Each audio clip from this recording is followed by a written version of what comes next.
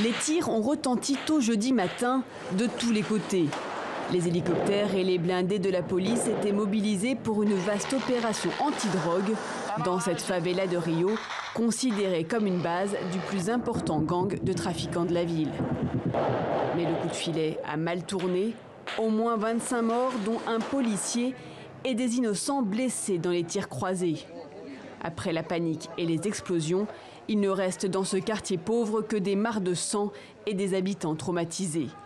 Dans cet appartement, un homme en sang a débarqué, s'est réfugié dans une chambre d'enfant avant d'être abattu par la police. Ils n'ont pas laissé le temps aux garçons de dire quoi que ce soit. Ma seule réaction a été de protéger ma famille. Ma fille de 9 ans a tout vu. Elle ne voudra plus jamais dormir dans cette chambre. La police se défend de toute impréparation. Elle exhibe sa saisie, des fusils, des mitraillettes, des pistolets, des grenades, des milliers de munitions et une grande quantité de drogue.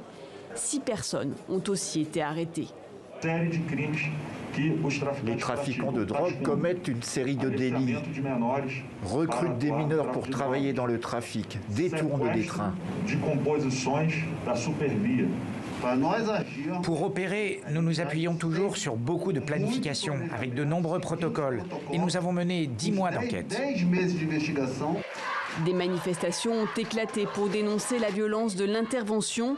Selon un site spécialisé, 25 morts, c'est le plus lourd bilan pour une opération policière à Rio depuis au moins 5 ans.